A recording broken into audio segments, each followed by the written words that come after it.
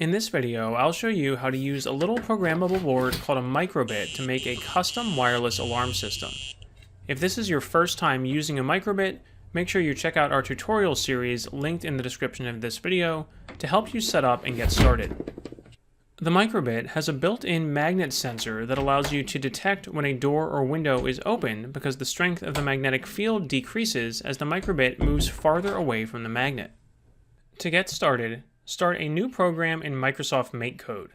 Again, if you're not sure how to get to this point, check out the tutorial videos linked in the description.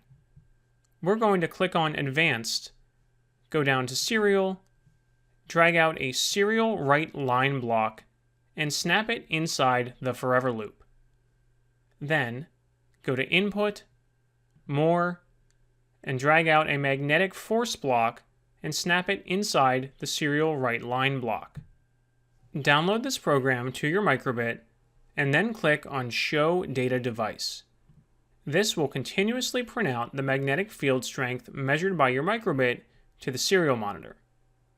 Now, when there are no magnets near the microbit, it will act like a compass, and if you rotate the microbit, it will just detect Earth's magnetic field.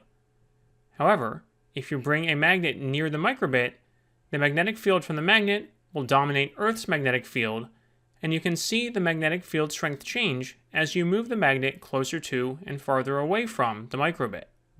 Watch the serial monitor as you experiment with changing the relative orientations of the magnet and microbit as you move them toward and away from each other.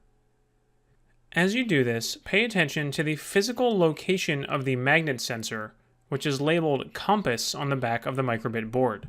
You can also change the magnetic force axis using the drop-down menu in the magnetic force block. You can select either the X, Y, or Z axes individually, or the combined strength of all three. Your goal is to identify a threshold that you can use to trigger your alarm. For example, here you can see the magnetic force reading changing from over 1,000 when I hold the magnet close to the microbit to just a few hundred when I move it farther away. Some orientations may be more sensitive than others, and you want to choose one where you can have a clear threshold without accidentally triggering a false positive, because note that the readings do fluctuate slightly even when you hold the magnet still. Once you've identified a magnet orientation, axis, and threshold that you want to use, go back to your program. Although if you'd like to save this calibration program, you can also start a new program and give it a different name. I'm going to drag my serial write line block to the trash for now, and add an if-else statement from the logic menu to my forever loop. If you'd like to learn more about if-else statements, these are also covered in our microbit tutorial series. Now, I'm going to add a comparison operator, also from the logic menu. Go back to Input, drag out another magnetic force block, set it to the y-axis, which is what I was using for my testing, and now enter my threshold value.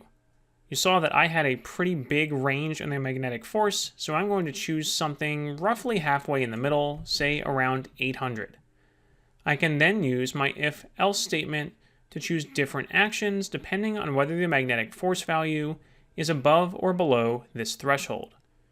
So, for example, if the magnetic force drops too low, then I know that the microbit has moved farther away from the magnet and the window or door has been opened. So I'm going to use the show icon block to display a frowning face. But you could choose a different action here, like playing a sound or melody from the music menu, or displaying an on-screen message with the show string block. We'll talk about sending radio messages a little later in this video. I'm going to choose a different action for the else part of my if-else statement, for example, duplicating the show icon block and changing the icon to a smiling face. Now, I'm ready to download this program to my microbit to test it out. Now, connect your microbit to battery power and use double-sided foam tape to mount your microbit or magnet to the edge of a window or door. Here, I've put the microbit on the actual window and the magnet on the frame right next to the window, but you could also reverse this. Then, test your program by opening the window or door. You can see here that the microbit shows the smiley face by default when it's close to the magnet, but switches the frowning face when I open the window and it moves farther away. it switches back to the smiley face when I close the window again. If everything doesn't work at first, that's okay. Do your best to make sure that your microbit and magnet are in the same relative orientation as when you tested the system to find the threshold, but you can always adjust the threshold value in your code and re-download the program.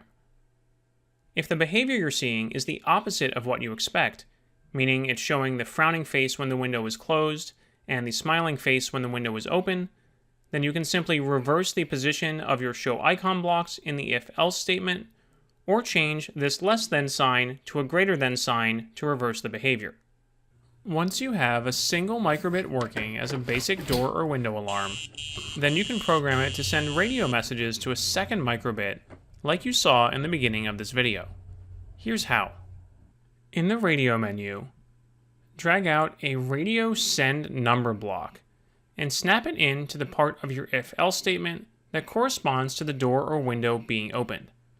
By default, this number is 0, but I'm going to change it to 1.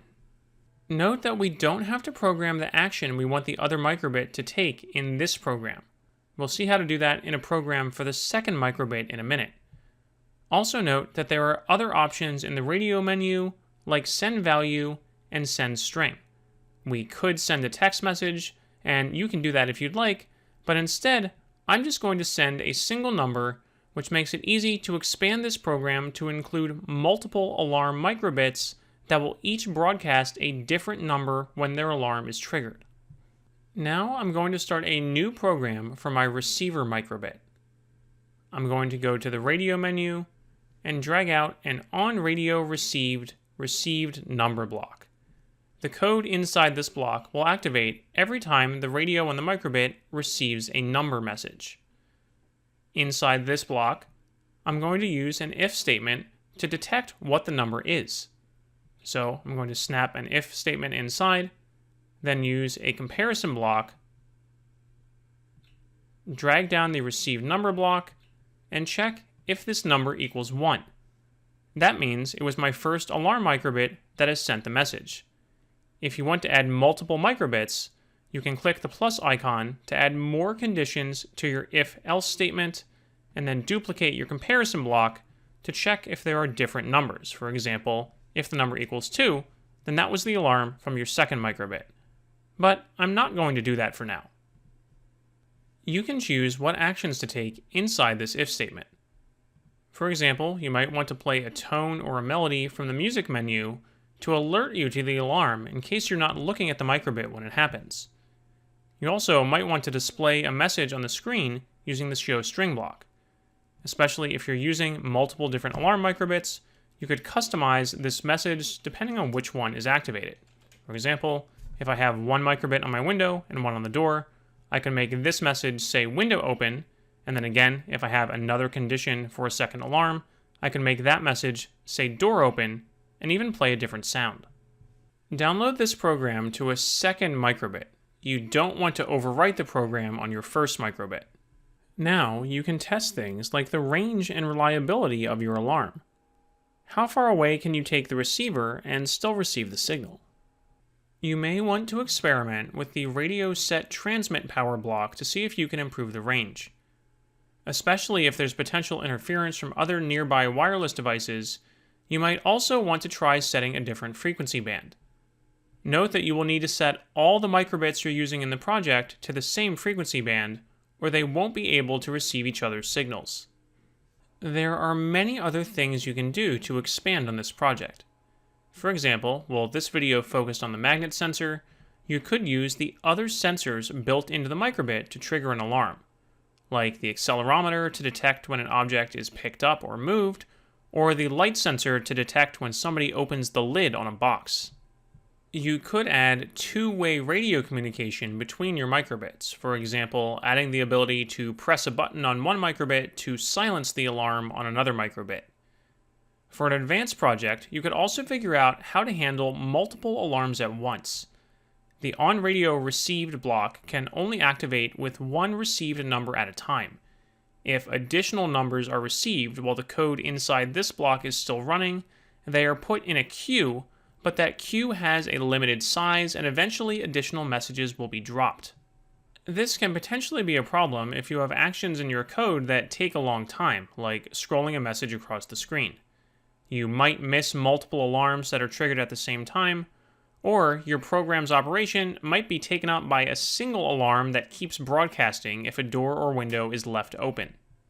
Again, we're not going to show you how to deal with that in this video, but you can try to figure it out yourself for an advanced project. Remember that you can check out our full microbit tutorial series linked in the description of this video. Make sure you subscribe to our channel so you don't miss our next microbit video, and you can also check out the hundreds of other videos we have on projects in all areas of science. You can also find written instructions for all of our projects at our website, www.sciencebuddies.org.